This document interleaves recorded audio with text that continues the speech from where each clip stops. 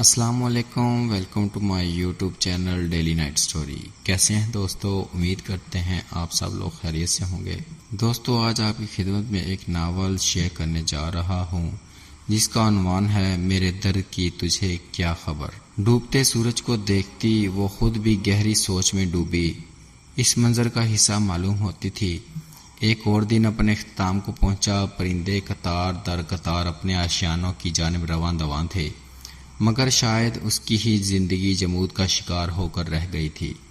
وہ جب کبھی بھی سورج غروب ہوتا دیکھتی تھی تو ایک بے نام سی اداسی اسے اپنے گرد حالہ بناتی محسوس ہوتی تھی۔ پورا دن شان و شوکت سے تمتماتا دنیا کو روشن کرتا ہوا یہ طلسماتی گولا وقت رخصت کس قدر حزن و ملال میں مبتلا دکھائی دیتا تھا۔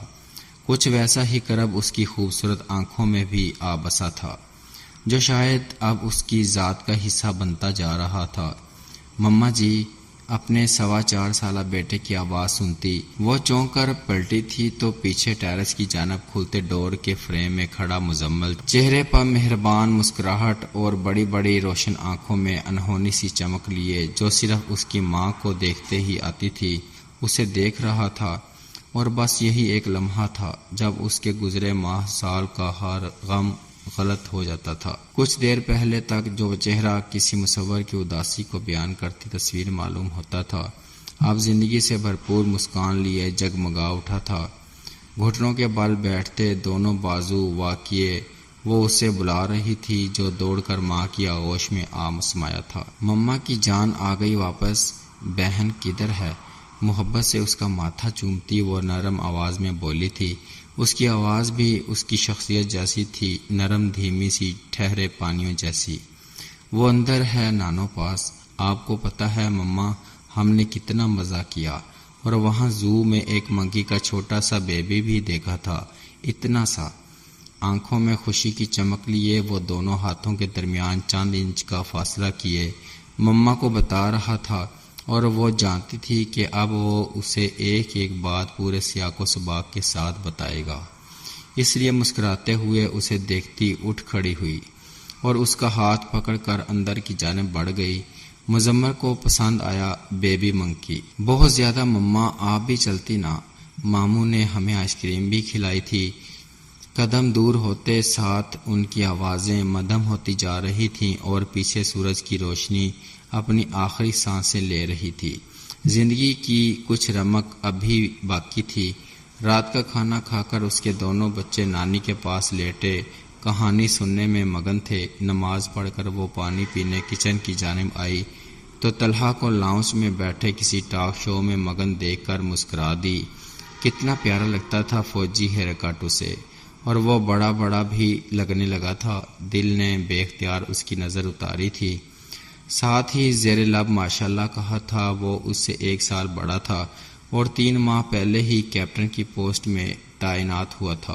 آج کل کھاریاں میں پوسٹنگ تھی۔ اس پر نظر پڑی تو والیوم بند کرتا مسکراتے ہوئے اس کی جانب متوجہ ہوا۔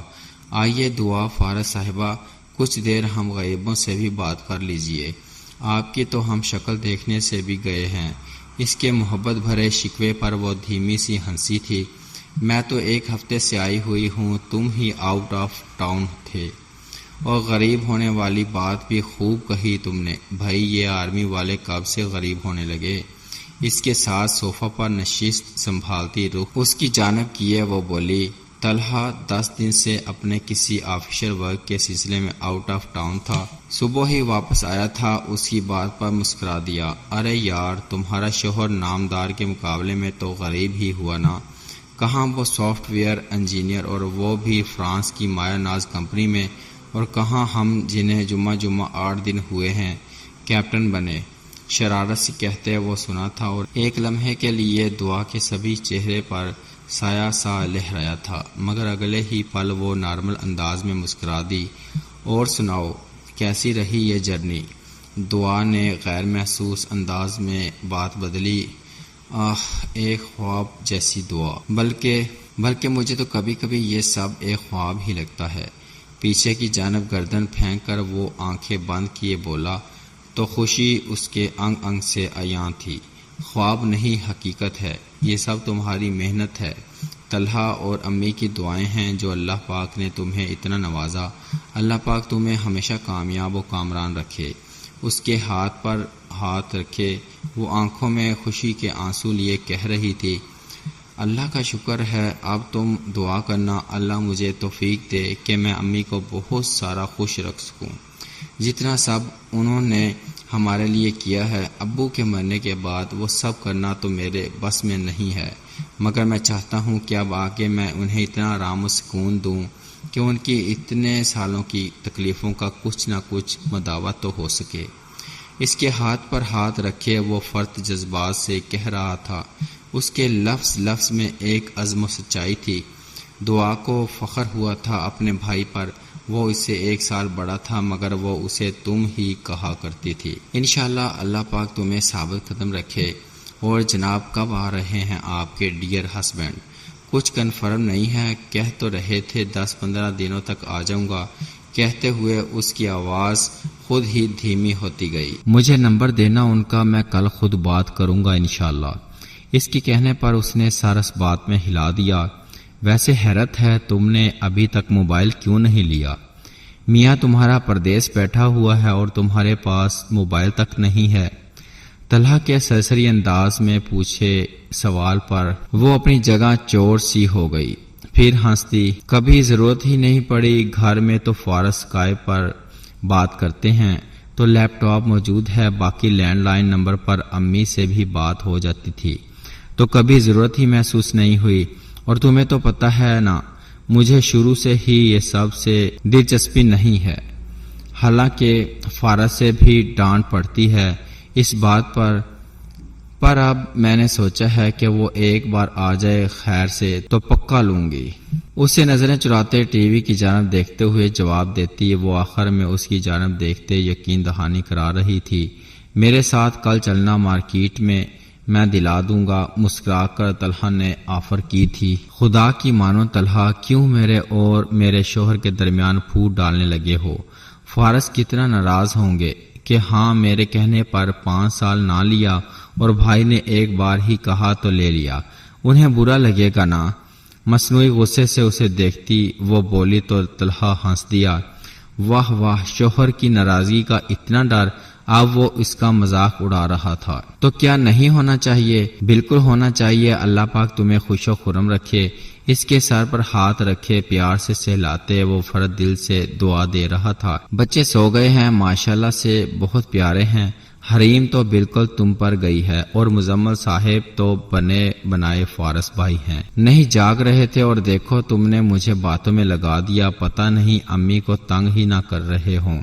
میں چلتی ہوں، شب خیر، کہتے ہوئے وہ اٹھی۔ شب خیر طلحہ کہہ کر دوبارہ ٹی وی کی جانب متوجہ ہوا تھا جہاں آدھا شو تو گزر چکا تھا۔ طلحہ کو کک کی سہولت میسر تھی مگر دعا نے بھی کہہ دیا تھا کہ جب تک وہ یہاں ہیں کھانا خود ہی بنا لیا کرے گی، تو کک کو اس نے کچھ دنوں کی چھٹی پر بھیج دیا تھا۔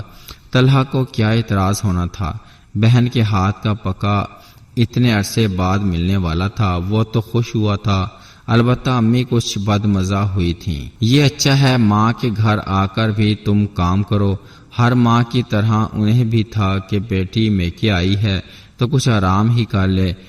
اف، یہ مائیں اور ان کی ممتا بھری فکریں۔ دعا مسکرا دی، ہاں تو میں آپ کے پاس ہی ہوں، اور 3 لوگوں کا کھانا بنتے کتنا ٹائم لگے گا؟